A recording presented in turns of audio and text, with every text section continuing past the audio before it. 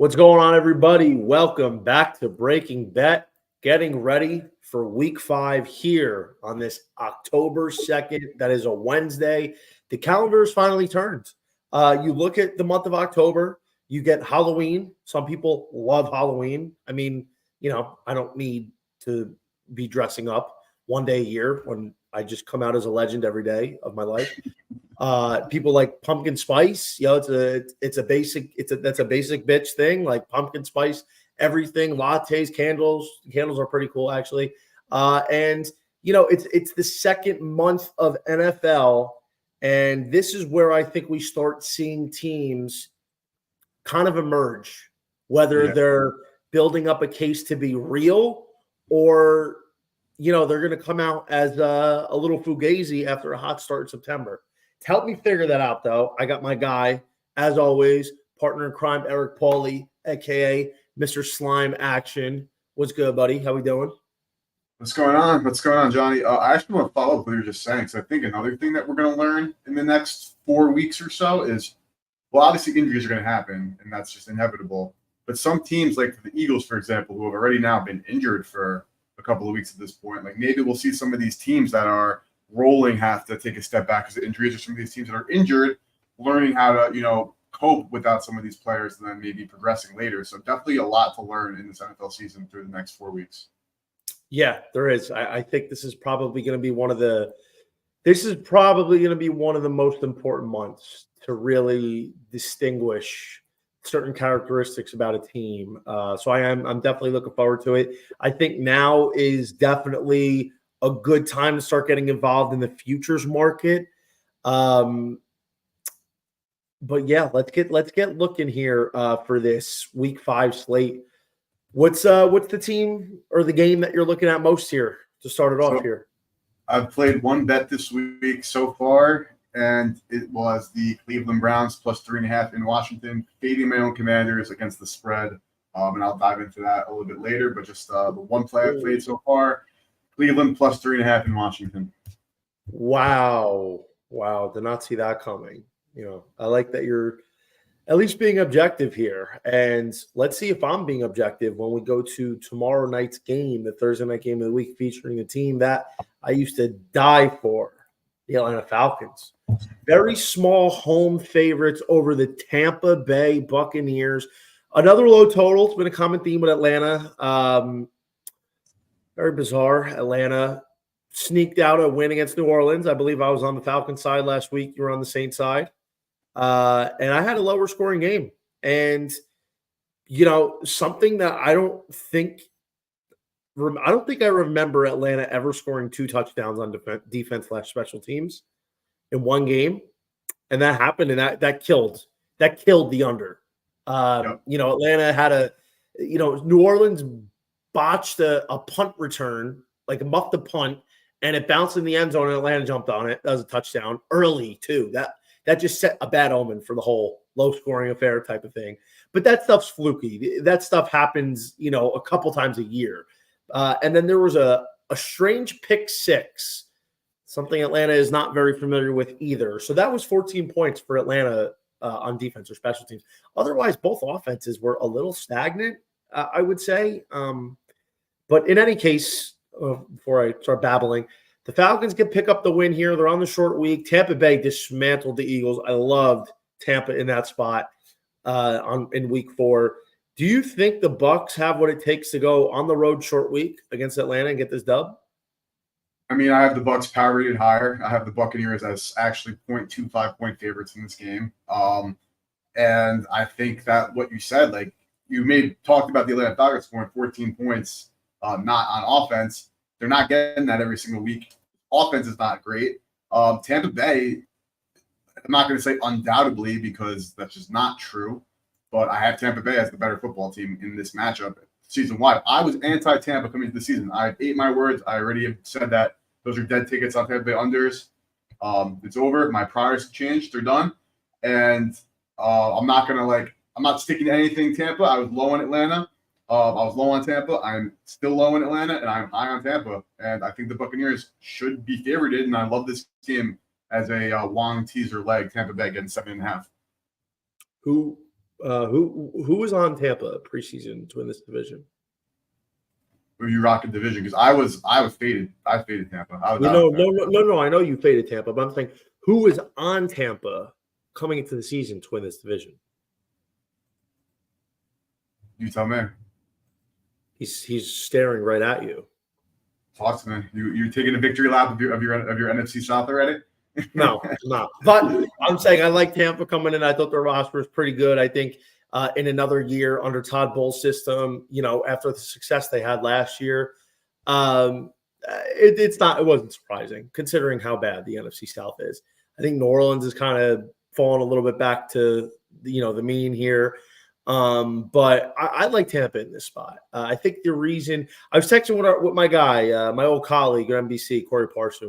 He's like, oh, you make heads or tails of this Falcons game tomorrow. I'm like, dude, I don't. I like Tampa. I think I don't like Atlanta. They shouldn't be favored. And I think the only reason they are favored is because you get 3 points for being the home team in the NFL these days. Now, I will say the Bucs are missing some key guys. They're missing, I think, Gedeke on the offensive line. They're missing Antoine Winfield again. They're missing another guy in the defensive line, but they do have Vita Vea back. They did last week, and that was the huge difference maker, in my opinion. So, Antoine Winfield is a meaningful part of this defense, but I think the most important player outside of Lavonte David is Vita Vea. And because he's playing, I think that gives me a lot of confidence. You saw when he missed against Denver, the Broncos ran roughshod over them. So give me Tampa Bay here. I'll probably end up making this an official play. You could keep the points. I'm going to take them on the money line. I don't really think getting a 1.5 is worth that much here. So, give me the Tampa Bay Buccaneers on the money line, E. Yeah, I'm with you. I broke down some of these metrics and looking at Kirk Cousins and Atlanta, and Atlanta's problem, it's been their problem the last couple of years, as I know you know well, Johnny, is their defensive line is horrible. They get no pressure whatsoever. Teams can run the ball on them. They're doing their best to not allow big plays. That's literally the whole shit on offense. They're second in average depth of target on defense, first in explosive pass rate allowed, but they're bad again, and they don't get pressure. They're 28th in the NFL in pressure rate, 24th in rushing EPA. Baker Mayfield, like most quarterbacks, they are susceptible to the pressure, but if he's not getting pressured, he's going to have Chris Godwin and Rashad White, now Bucky Irving, underneath so often, just kind of continually move the sticks. I don't think that Atlanta's going to really get them off the field. On the other side, Kirk Cousins is still a statue in that pocket. He still is looking – it still looks like he needs to put in, every ounce of effort he has in that old man body on that bad Achilles to, throw any football. He's not escaping. And like you said, Vita Vea, Logan Hall missed last week. He has potential to play. Getting those guys back would be huge for them up the middle. And I don't think that Kirk Cousins, again, is going to be able to, he's not going to be able to move around. He doesn't move around in the first place. And if they get pressure, Kirk Cousins is going to kind of falter a little bit like he's done. And that receiving core, obviously, Kyle Pitts sucks. It's confirmed. It's not a great group of Ray McLeod, Darnell Mooney, Drake London, Bijan. It's good. It's definitely not great by any means. Buccaneers are the better football team. And I don't care that they're on the road. I know it's a short week. I pulled up the numbers. Todd Bowles is 2-4 straight up, 3-3 against the spread as a coach on Thursday. And that's 1-2 straight up, 2-1 on the road. And as a dog, 2-2 straight up, 3-1 against the spread. And Mayfield, though, 15-12 as a dog on the road in his career, excluding his rookie season. And just some numbers to ponder. Obviously, nothing for Ricky Morris as a rookie, but I'm with you on Tampa. Yeah, one last thing on here. If I pick Tampa to win the division, this is kind of one of those early season tilts that they really can use. Typically, to win the division, you got to dominate your own division first. And one last thing here I found interesting, and this is why I didn't take him so high in fantasy. Bijan Robinson, not really that impressive so far. He only had 7 carries last week, four catches, and it was a competitive game. I mean, Atlanta was leading for a lot of it. But you look at it, he had 7 for 28 against New Orleans the week before. He only had 16 for 31 against the Chiefs. I mean, he had a good game against Philly, 14 for 97, and against the Steelers, 18 for 68. So, Bijan's not been impressive. Honestly, Algiers been more impressive. And, against Tampa Bay, I don't think they're going to be able to run the ball that well, that consistently. No, I agree. And I agree that Bijan's overall profile as a player is not impressive, but that athleticism though still definitely exists. Like he's still definitely No, an he's a animal. dog. Yeah, he's a dog. I'm just saying. Yeah. Yeah, for sure. All right, let's get to London here. There's not many things I despise more than the NFL jamming their greedy fat fingers and pointing to overseas places for teams to go play. The worst product in sports is NFL teams playing in different countries. That being said, you get now a good Minnesota Vikings team as 2.5-point favorites, forfeiting one of their very valuable true home games to go play in friggin' London to host the Jets. I'm going to say this real quick. I can't make heads or tails of anything until I really know what's going on with Aaron Rodgers because he's dealing with a swollen knee right now. But I will say this. The Vikings have been pouring in bets on them. Spread, money line. I know September just passed, but we've seen it. And eventually I think this is going to get turned around. Especially in the 1 o'clock windows or the early windows. The underdogs have been killing it against the spread through the first 4 weeks. Early lean maybe will be the Jets. I keep picking into the Vikings every week, and they keep making me pay for it. But right now, officially, I won't take anything until I know what's going on with Rodgers.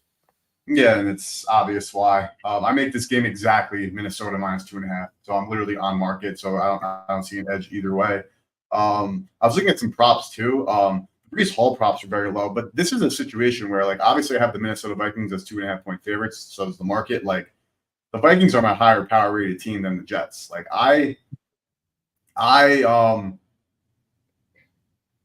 like I said, coming into the season, John, you know I was low on the Jets, and so far we've seen exactly why. Like, obviously Aaron Rodgers is not good to go. This defense is abysmal compared to what they were expected to be, and just in general, not getting any pressure that they expected. Like New York right now, like this was supposed to be one of the better. They're 11th in pressure rate. It's not horrible, but 28th in the middle of the field. They're getting burned deep, 30th in average depth of target. Like, it's still a relatively good unit. Defense, though, running defense are horrific. 21st rushing EPA, 26th explosive rush, 28th adjusted line yards. And I would actually peg this game as more of an over game. The total being as low as it is, and especially being opening at 42 and getting bet down. Obviously anticipating there to be a little bit of drag in this game compared to because of the travel, etc. Though I do think that these are, like, the Vikings defense is better than the Jets offense, and the Vikings offense is better than the Jets defense.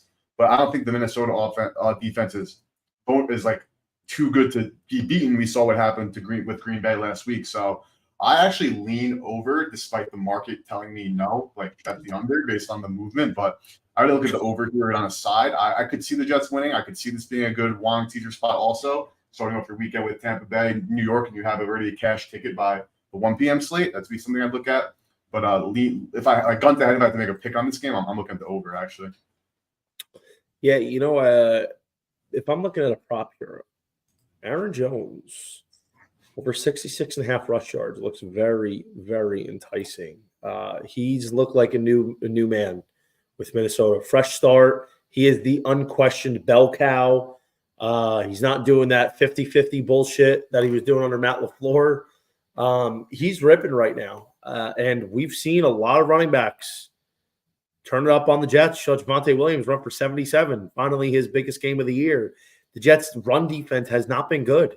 They've allowed a lot of performances. So if I'm looking at a rush prop, I think right now Aaron Jones over 66.5 is good. I think his rush receiving total over at 95.5 is going to be viable because he's been getting a lot of work in the pass game as well. So right now, early, that's probably going to be one of my better looks of this contest.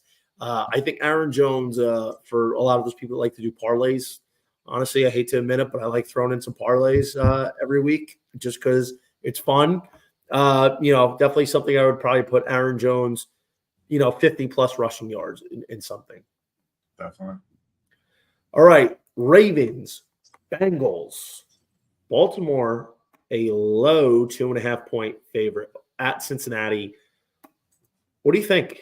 You think the Bengals get a big one here or no? Another game where I make my numbers every week. I literally make this game Baltimore -2.5. Like, I'm exactly on market again, so I don't have if a 3 pops up for either game, for Jets or the Cincinnati game. I'm taking the Jets +2. I'm taking Cincinnati +3. The Bengals.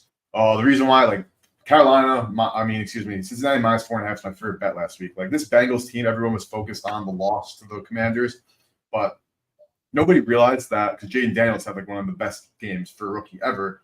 Nobody realized that the Cincinnati Bengals offense was also just absolutely rolling the entire time too. So this is an offense that we know is going to move the football. This Ravens defense is not great. There was a terrible situation for Buffalo on Sunday night, which obviously is giving Baltimore a little more clout. I do have Baltimore rated slightly higher than Buffalo now after that, and I still have the Bengals as essentially just a little bit better than league average based on their defense.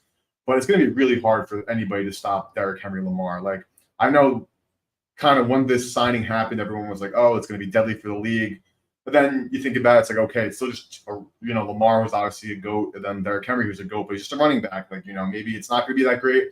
And then through 4 weeks, hell yeah, Lamar Jackson, Derrick Henry is freaking awesome. So I don't know who's going to be able to tackle Derrick Henry. The Ravens could get this going on the ground, but the Bengals will move the ball. So I think this total is priced accurately, being as high as it is, 48.5, considering the lower scoring environment of the season.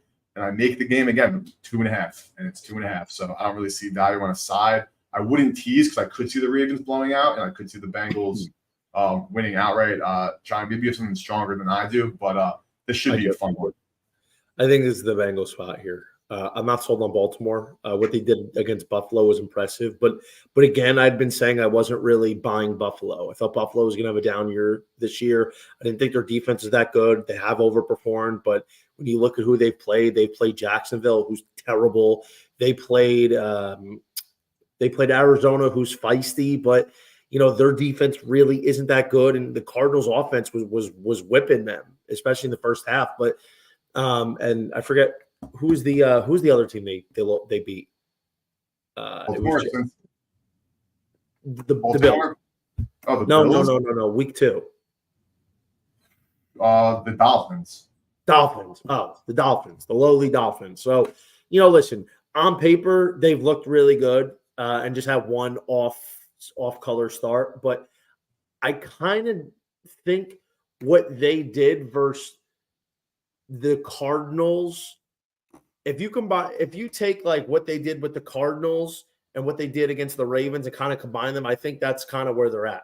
I think they're a top 12 team, top 10 overall in the NFL. I don't think they're as good as they showed the first 3 weeks, and I don't think they're as bad as they showed against the Baltimore Ravens.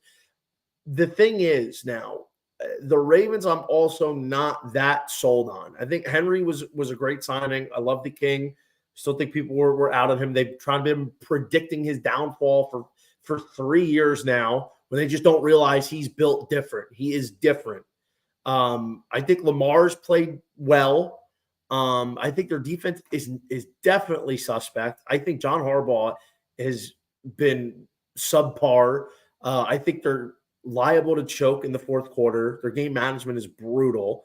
But I think this is a divisional game, dude. This is different.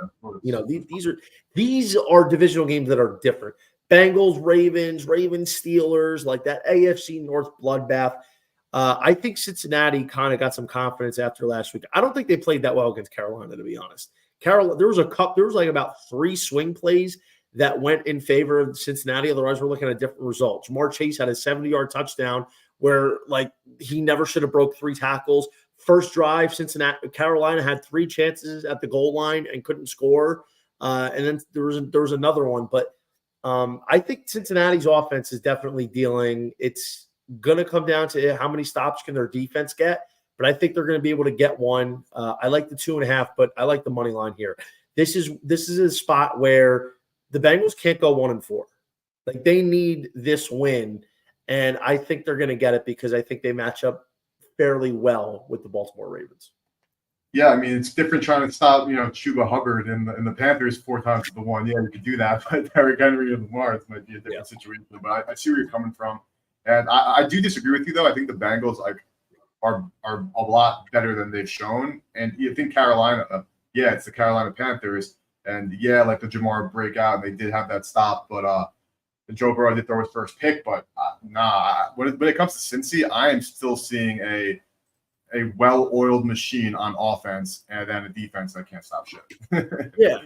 I'm saying what I saw was there was a couple swing plays that did go their way. I mean, it was a close game. It's, I think one of the things I'm going to be looking forward to see if Jamar Chase can have one of those breakout games. He hasn't had one in a while. He's got 3 touchdowns against them, but he had a 2 for 12 last time. He had a 5 for 31 the time before that.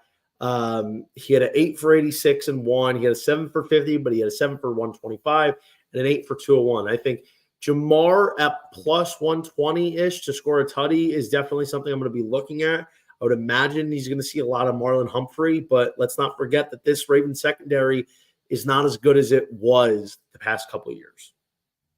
I agree. It's also, just to go back to Buffalo, and we'll get to them obviously in a second, but I think the Ravens defense is better suited to play a team like a Buffalo or like a Kansas City now, where there isn't really a true one.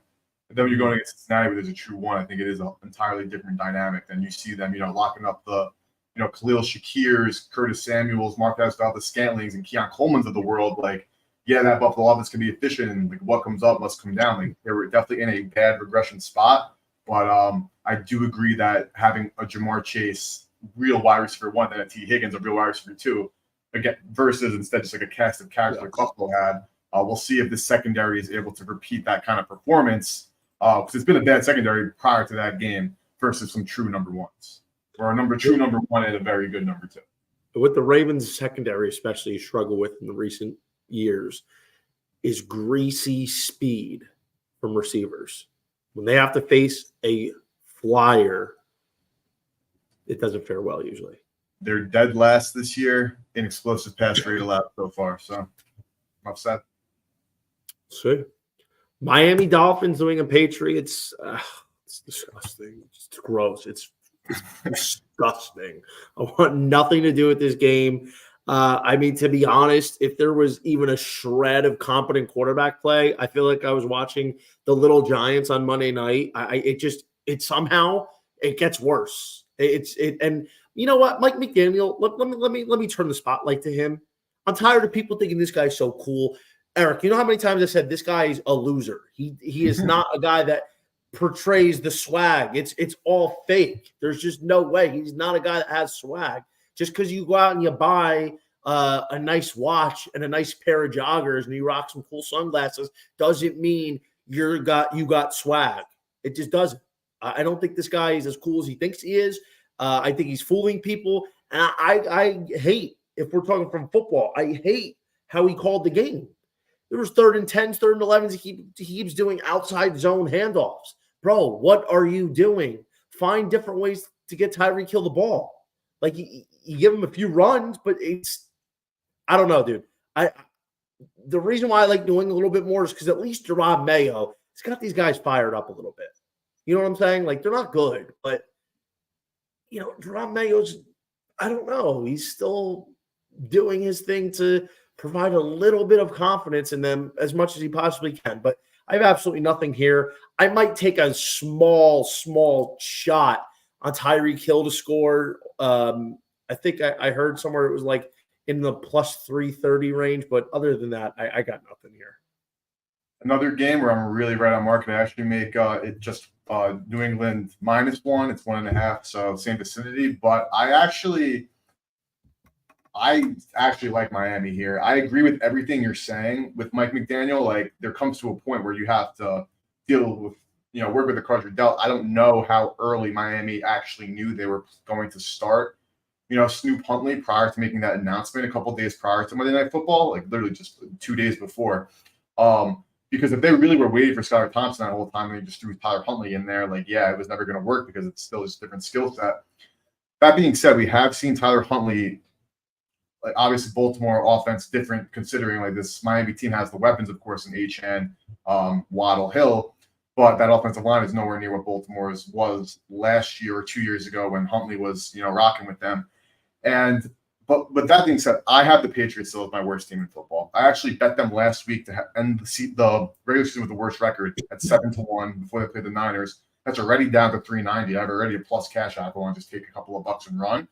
But I don't, because I think the Patriots stink. And I think that this is a spot where if Mike McDaniel is who we think he was, with the creativity, etc. Obviously, they don't have their point guard under center, but Snoop Huntley is a guy where you can make something out of it, and they have the weapons where, again, if they're running an attack with, Achane, Huntley, and Hill, I think they should be able to move the ball. And then, yes, Miami defense is abysmal, but still, this isn't like an official play or anything like that. I make the game on the numbers, so again, I'm not bet anything, but if I had to gun to head, I think Miami could pull this off. I think the Patriots are really, really bad. This is even after downgrading Miami to arguably the second or third worst team in football after the injuries and what we've seen so far. I mean, I could see it. I wouldn't play anything. I mean, it's how you think it should go, but Craig May might be starting now, supposedly, but disgusting nonetheless. All right, Bills, Texans. For some reason, schedule makers thought this should be a 1:00 game instead of a primetime game, but I digress. It's not my decision to make. So, listen, it's a 1.5 point favorite for Buffalo. It's a 47.5 point total, one of the higher totals on the board of the week. To be honest, dude, I don't know. I'll let you start this one off. I think early indication would probably be Buffalo, because the one thing they have shown is the ability to get after a team, whether they're bad or good. They just got their asses handed to them, embarrassed in primetime last week. Most of the time, a good football team or even a solid football team is going to respond after that. Houston hasn't impressed me at all. They almost lost to Jacksonville last week. It was a tight contest throughout. The Texans haven't really beaten up on anybody. The one impressive thing about this Texans offense from start to finish has been Nico Collins. Nico Collins looking like an alpha, like an alpha one, baby. Awesome. And the other thing to note here is this is a big, big tilt in the MVP voting. Big tilt. The Bills had to deal with the Ravens last week. Lamar got that one. So that tiebreaker kind of knocks Allen back a little bit. Now you have to deal with Stroud and Allen. Instead of betting the game, to tell you the truth, depending on which side you like, I'd probably go bet the MVP. So if you like the Bills, I'd probably bet Allen. If you like the Texans, I'd bet Stroud, who you can get close to 10-1 right now. I probably lean Bills early here, but I haven't made an official play. I need a little bit more time on this one. What say you? Make the number Buffalo -1. So I'm right here. I'm right there. No major edge. I agree with I have to look at the situations, because going from a road game on Sunday night into another road game the next week at 1:00 is probably not the best overall situation, though it's not short rest per se. It is a little bit shorter, but obviously it's not like the one full day. But I agree. I think Houston can't do to Buffalo what Lamar and Derrick Henry did to Buffalo. So that's going to be something to monitor. And on the other side, this Texans team, like you said, I was so high on them coming into the season. I'm not going to say I still don't think this team could figure it out in terms of talent, because they are definitely one of the most talented rosters. But as we know, the sport is chess on grass. So, what happens on paper doesn't matter. And it's really the coaching staff, to me, honestly. I don't think D'Amico Ryans is a great head coach. I don't think that Bobby Slowick is as good of an OC as we expected. And last week, I saw so much guy on basketball. I loved it. It was what play I gave out with Rhythm AI. And even after upgrading and downgrading, because I definitely downgraded Buffalo a little bit because I think I was just too high on them. I downgraded Houston because I was, again, too high on them in my priors. And, you have to adjust as you learn new information. And where it's at, this is a team I would lean Buffalo. My number says Buffalo should be -1. They're -1. And I don't think that this Texans team can compete, attract me with them, but I don't know that they're really built to stop Josh Allen, considering who they've played so far. It's been very unimpressive for Houston, and Buffalo is the better team here. Yeah. I tend to agree. I think it's an early lean for Buffalo. Houston's got to show it to me, man. I mean, at least we've seen Buffalo take care of business the way they should. They just got steamrolled. I don't think their offense is really – it's like you said, they didn't have an alpha receiver one. They kind of got behind early. They missed a couple critical downs. I think that kind of just compacted. And then, to be honest, like Derrick Henry, the Texans don't have a guy like that. They don't even have Joe Mixon. They're gonna have Cam Akers and Dari Ogunbowale. I think when you have a guy like Derrick Henry, that changes a lot. So 100%. They're not dealing with that this week. I think I'd probably lean Buffalo. Gonna need a little bit more time on that. I'd like to see how it moves, but as long as we're getting this inside 3, I think it's good. Now, real quick. Yeah. Give me a quick one on this here. Hold on. Say this was Steam. Where better question. Where would you take Buffalo to? What is the cutoff for you to lay with them? Like 3 is obviously the key number there. And at that point, I would definitely look at Houston. It did open PK this game and flip. Some sharp books still have PK for this one, not even laying a point. I don't think we're going to get much past 2.5, regardless. Like, this game is not getting to 3. So I would bet Buffalo at -2. 2 is becoming a little bit more integral, though it's only still like a 4% outcome. So I'm not going to say it's a key number. That's just not true at all. 3 obviously is that key number. But at 2 is the max I would lay with Buffalo. All right. What about the Carolina Panthers getting 3.5 at the Chicago Bears? Is this a spot where you think the Bears built some momentum? They're going to be riding high. Carolina, I mean, it was fun maybe while it lasted. Randy Dalton, they could put up a little bit of a fight, but now they're dealing with a very good defense in Chicago. Where do you make this with the Bears? So I do make this game with value on the Chicago Bears. I made this game 2.5. They're laying 4. So obviously under that key number of 3, like that is something there. I see initial value. I haven't played anything yet because I've done my raw numbers. I haven't adjusted for situations, injuries, etc. So keep that in mind that we'll be doing some spaces tomorrow to talk through. I'll have more update on that. So stay tuned. Follow me on X at Slime Action. But the Bears suck, Johnny. I'll put that out there. Like Caleb Williams, he's throwing with this very high average depth of target, but his uncatchable throw rate is ridiculously high. Like, yeah, he's throwing the ball deep, but they're not even like balls where receivers have any chance. And he has receivers running open. So Shane Waldron, I already mentioned being down him all offseason while he's an OC, has done pretty crappy. And when he does dial up those deep things, they're getting screwed because Caleb can't connect. I don't think it's like, oh, Caleb sucks, it's over. But again, this offensive line still has its issues. This defense, in my opinion, is still overrated. They're second in passing EPA, but teams are still throwing the ball at the 19th highest rate, 21st explosive pass rate, 22nd in ADOT. Team defense, again, they're 9th in success rate, 5th in EPA per play. Like, their numbers look good, but I'm not sold that this is a great team. The Panthers' pass blocking has been actually incredible, so they can slow down this Bears pass rush. Dalton has some clean pockets. Like, Deontay Johnson is still a viable receiver. Like, Xavier Legette looks like he has a little something. He can run. Mingo, their last year's second-round pick, has had some fumbling issues. Didn't really play well last year, but they're getting these guys involved. I see value on Chicago, but I'm not dying to run to the window to lay any money of points, especially with Chicago, because I have this team, man. It's one of my worst teams in football, and I don't think I'm that wrong about it. Yeah, I mean, listen, I typically like laying 3.5s. I think that's one of the betting trends that I follow. Almost blindly is laying teams that are giving 3.5, just because I feel like there's so many people that just look at this and say, wow, you're getting 3 and a hook. So valuable.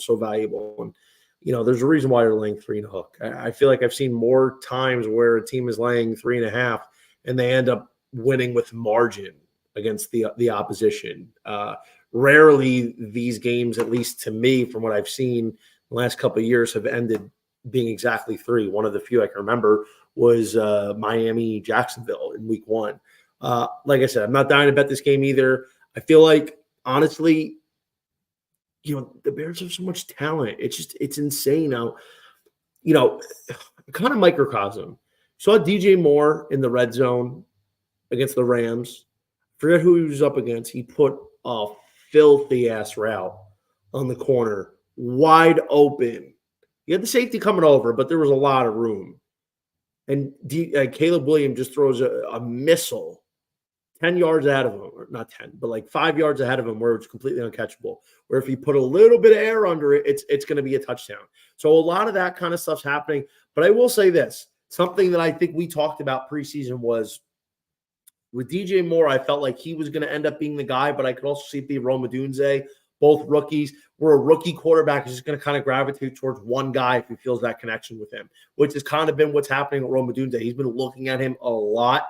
I would lean with the Bears here. If you put a gun to my head, I like Chicago in this spot, but I probably won't play anything. I do find it interesting to see what kind of game that the Bears are going to have here, because this should be one where they get an easy win and start building some momentum.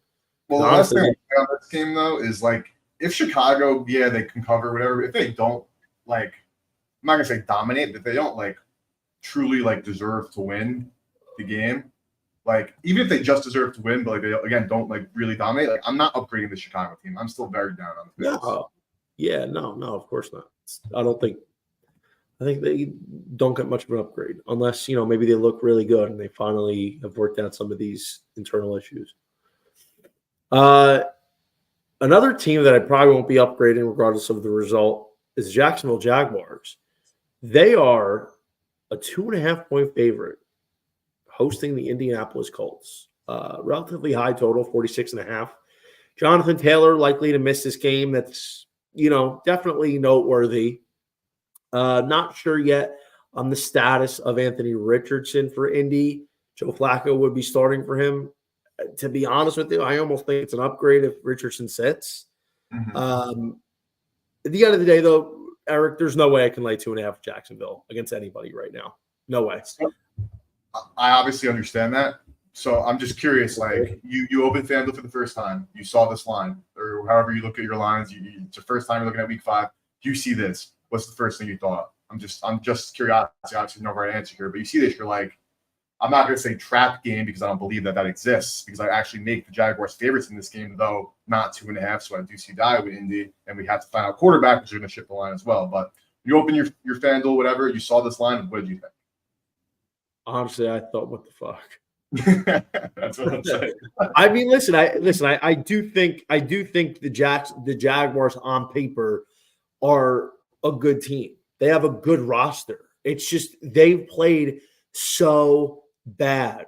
They have not played well. I mean, listen, I had the Jags to cover last week. They were a prime Royal Mint spot, gave it out last minute because that's what they closed at, and boom, they covered. And that was fantastic. I think, though, we're getting to the point now where the one reason why Jacksonville can get to be somewhat of a good pick here is because there's a real thought that Doug Peterson could be gone if they lose this game and they start 0-5. There is a real thought that this could be the last chance to save Doug Peterson's job, to save the defensive coordinator's job. I got to be honest with you. I don't like this game. I'm not gonna bet this game. I might look at some props. Maybe I love what Brian Thomas Jr. is doing. He looks like one of the best players on the field every time he's out there. Maybe ETN finally gets going, although the Colts defense has actually been surprisingly solid against running backs. But I don't know, man.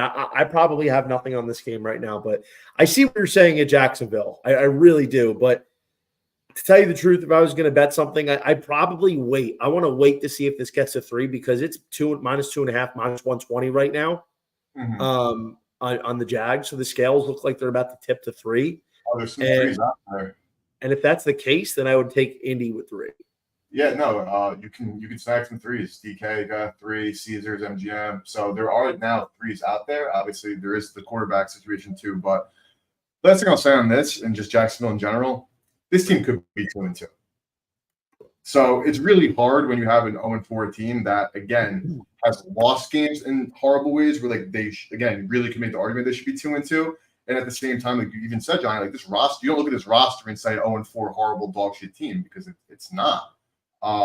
and they could be 2-2. And then you would look at this game of the 2-2 Jags, 2-2 Colts, and you wouldn't blink an eye at a -2.5 spread. I'm not saying you, I'm speaking generally.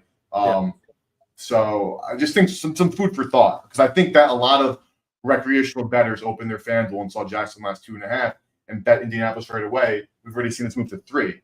It's not that simple. And again, I don't believe in trap games, but the lines are the lines for a reason. The market's making these lines for a reason. Yes, it's still early where if you really love something and your priors really show something on the matchup and you can, maybe care a little bit less about CLV and really just bet your numbers, like sure, you can do that for still a couple more weeks probably, but no, there's a reason why the Jags are favorited here. Whether or not it ends up transpiring, obviously is to be determined, but this isn't like an egregious line by any means, I would say. Interesting. I guess we'll see. I mean, listen, I could be totally wrong on this game. I don't really have a strong feel in terms of betting it, but just from looking at this, one game I am excited to watch because I am a fan now. Washington Commanders, home 3 against Cleveland. I know you touched on this briefly. This looks like, at least on FanDuel, it's about to go to Commanders 3.5, which just gives me the green light even more to bet it. Just if you heard my little spiel on betting -3.5 lines almost blindly, and it is 3.5 on DraftKings. Eric, are you ready?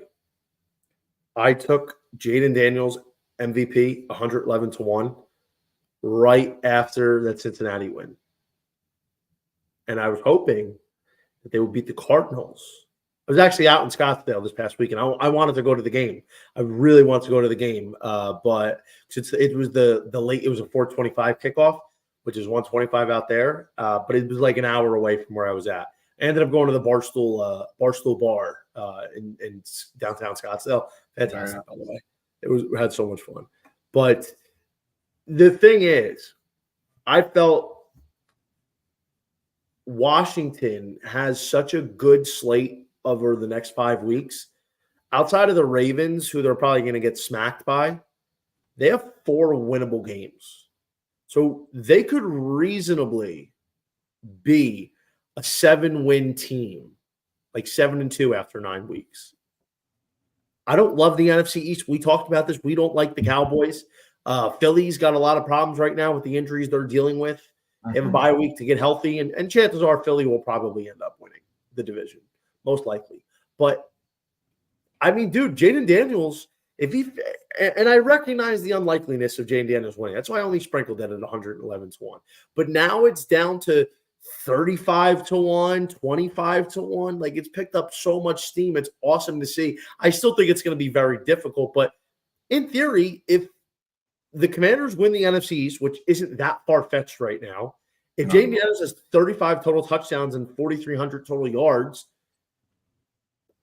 I don't know, man. I think this is very reasonable for Daniels to be a rookie and win the award. It's not as far-fetched as it sounds if a couple of those things go the Commanders' way. Therefore, I'm going to be rooting for the Commanders pretty much every week.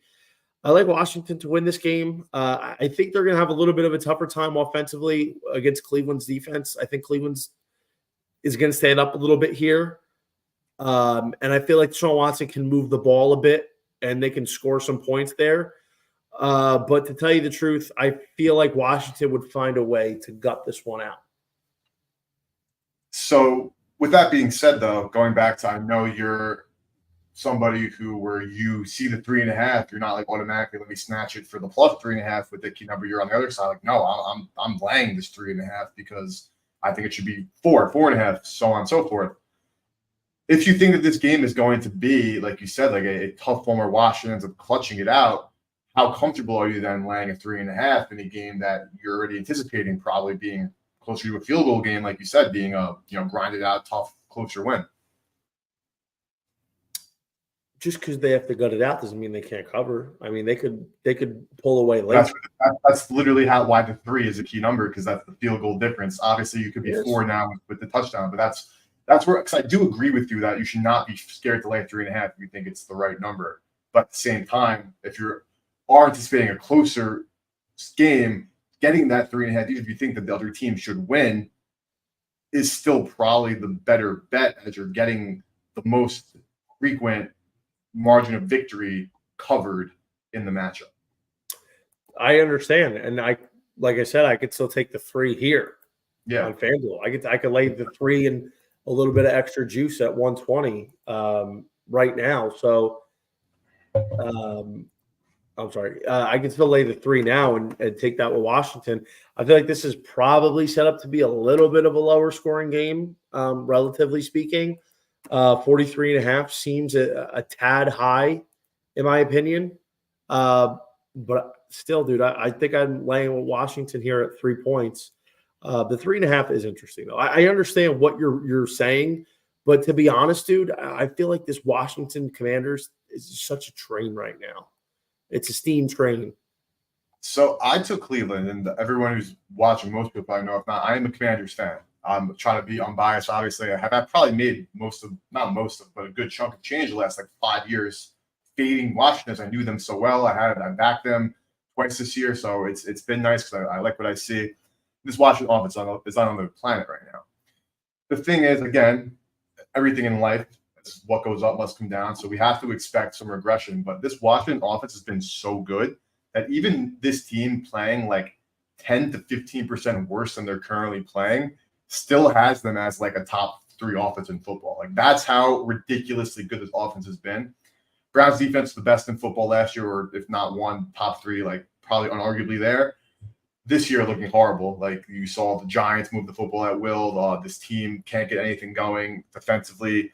Offensively, the worst in football, the polar opposite of Washington, 32nd success rate, 31st EPA per play, 32nd early down, and obviously everyone's going for Watson's throat.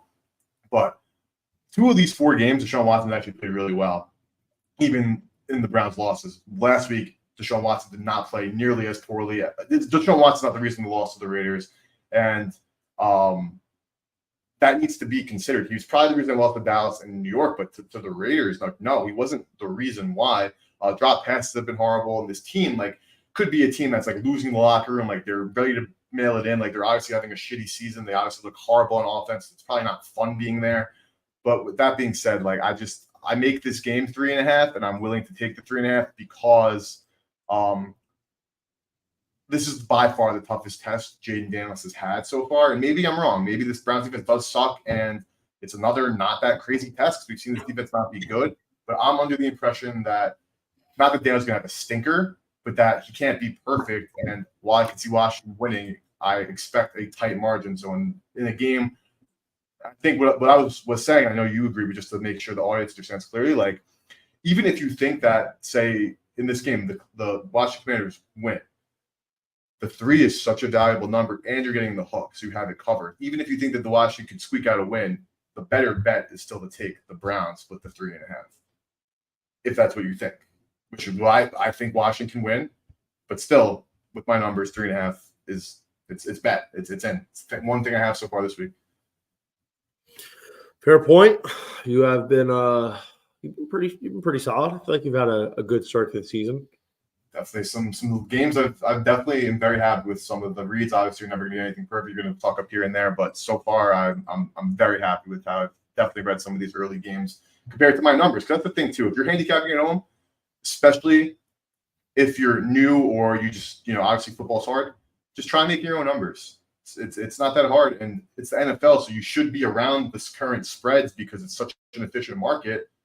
Play around, have some fun, and see where you go, because you can find some spots where if you really like someone and hate and dislike another team, you can find some value on your own and have some fun doing it also. Yeah. Okay. What do we have next? We have the Arizona Cardinals. I know you have an 8:15 out, so we'll try and push through these. The Niners are 7.5-point favorites at home against the Arizona Cardinals, 49.5. Eric, how many times have I said this to you? I think the Arizona Cardinals are the highest variance team in the NFL. When they decide to show up, they can be a nightmare. When they don't, they can be ugly. I mean, typically the Niners always own this Arizona team. They rarely play close games. 7.5 is obviously a key number. But to be honest, I think this is where I would lay it with San Francisco. I I don't think the Arizona defense is going to be good enough to contain all these weapons. Kittle's back, Debo's back, Jordan Mason looks fantastic. Ayuk's back. I mean, maybe there's some trouble in paradise going on, but I think San Francisco is going to be able to handle Arizona here convincingly.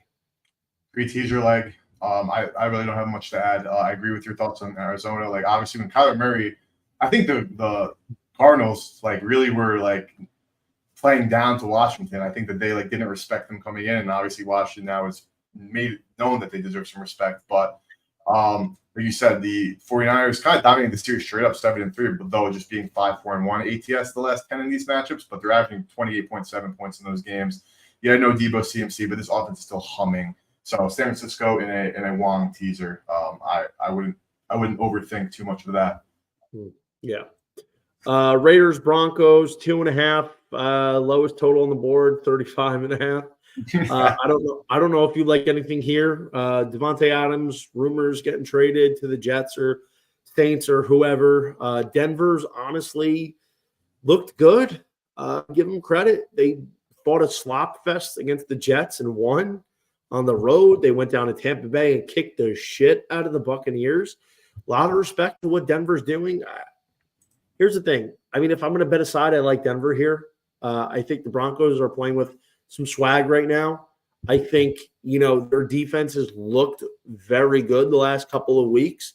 I would probably bag the points and just take Denver straight up, but I don't hate laying the 2.5. I mean, you can get them on the money line at -146. So, yeah, I make it 2.5 on a number again. I agree with you that a money line could be a look. And this Denver defense, man, 4th in success rate, 3rd in EPA per play, 6th and 3rd down over expected, 10th early down EPA.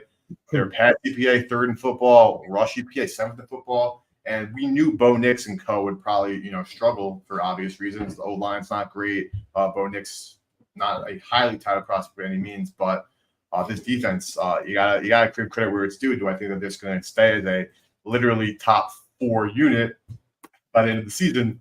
I do not. But with that said, you got to tip your cap there. This Raiders offense is disgustingly bad. They should be able to pressure Knicks. I got to see if obviously Max Crosby is playing. Devontae Adams and Michael Mayer are both already doubtful now, so you're not going to have that matchup. You can have Jacoby Myers Surtain on him, which is obviously going to make it very tough for Las Vegas to move the football. But I agree with you that Denver on the money line here is definitely what I'd be looking at. Green Bay laying 3 at the Rams, 48.5 point total, one of the higher ones. Green Bay showed some heart coming back against Minnesota. Fell short, of course, but Jordan Love had a big day in what was a pass-heavy game script. I don't know really, what the Rams can do. Right now it's Kyren Williams, who's had a good year. That Kyren Williams is the guy I picked to lead the NFL in rushing coming into the season. And despite a lot of limitations because of injuries to this Rams offense, Kyren Williams looked good. But outside of him, it's hard with the lack of pass catchers. I think Green Bay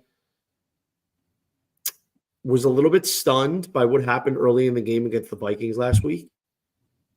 But I think I'm feeling good with how they were able to respond against a tough defense and move the ball consistently.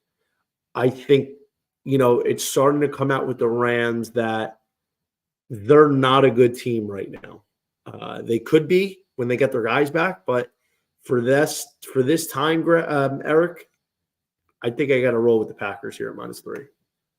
Make the game 3, so nothing I'm laying here. But this, I think the one thing and why, even with my number being 3 and not showing value, again, I would guns ahead, still go with the Packers, is this. I think that this Rams defense has not been we haven't talked about how bad this defense is. It's absolutely atrocious. This is the 30th in success rate, 31st EPA per play, 32nd early down EPA per play, 28th in drive success with drives where they don't have turnovers. This passing defense is 31st in explosive pass percentage, 28th average depth of target. This run defense, 29th in rush EPA. Like, this is a horrible defense. And Jordan Love, yeah, it took a little bit of time, and like you could say garbage time, and maybe the Vikings got a little comfortable, or you even saw with the San Francisco game, like they get their lead, they're gonna allow yards, but we see the potential of the Packers. We've seen it all at the end of last year with Jordan Love coming on, and this Rams defense is atrocious. So I think that this could be a game where you might even want to alt line Green Bay if you really do like them. Again, I'm right on market here, but this Rams defense, I think we could finally this week see, like, wait a second, like the numbers already support it, but like if you're not paying full attention based on like some box scores, etc., like no, this defense is hard.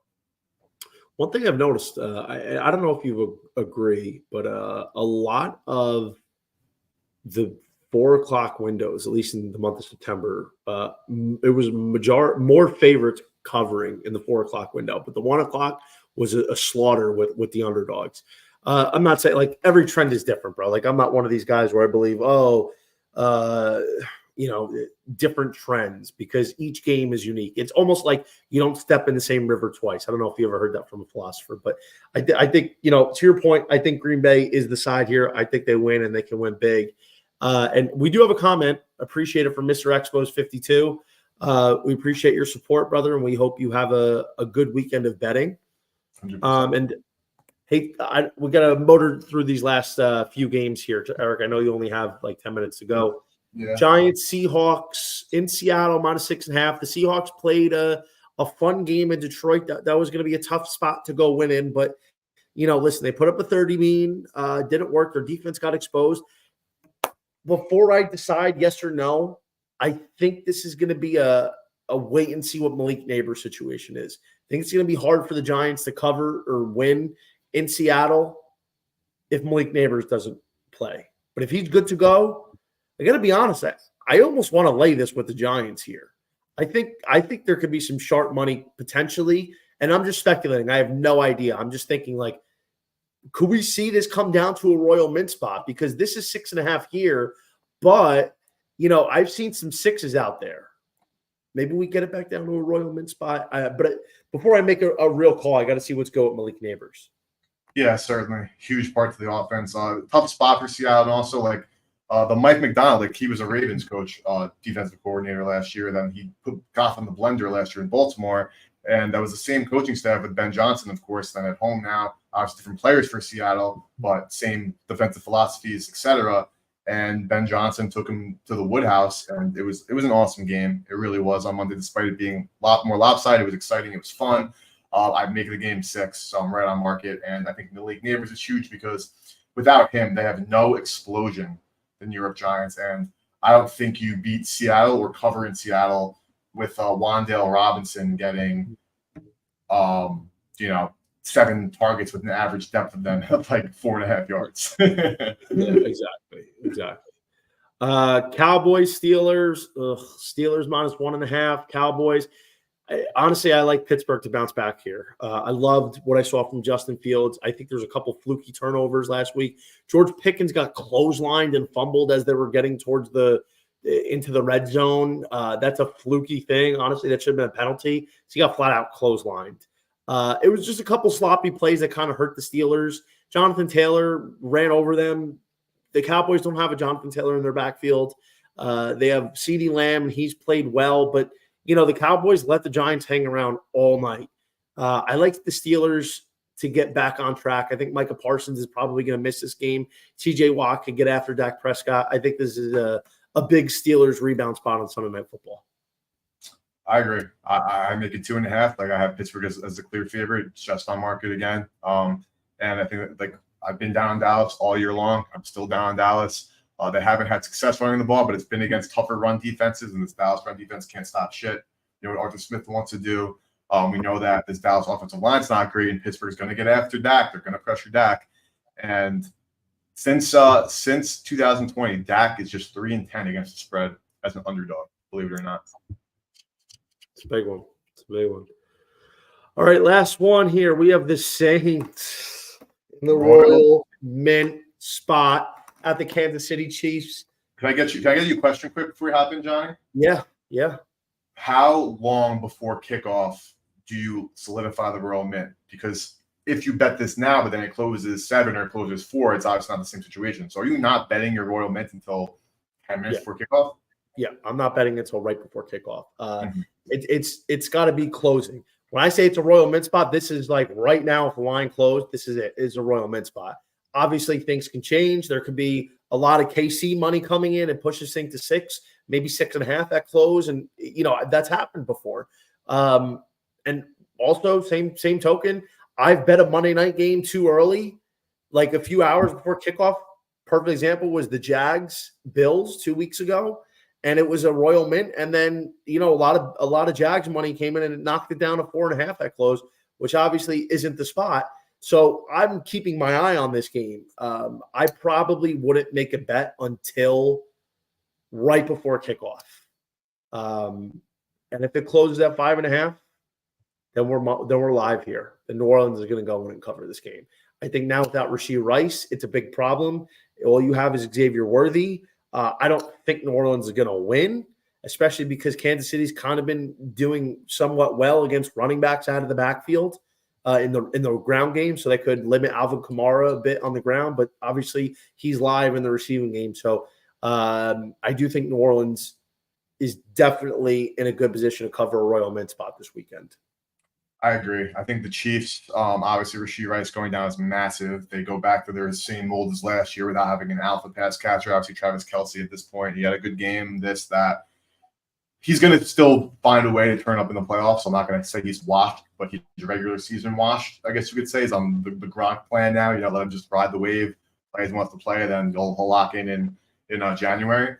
But no, I mean, again, I'm 5.5. I make the game right on the number. So there's another one that I'm happy with my numbers there. Royal Mint included. I was thinking about that with you here. But I think that the Saints, they lost last week and they lost to Philly. Like that Philly game, they should have probably lost by more, realistically. So that was like a game where I was like, wait a second, okay, New Orleans not that good.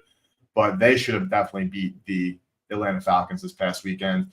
This Saints team, I love their new – because Dennis Allen has actually been making plus EV in-game decisions, which is not something you would have ever expected.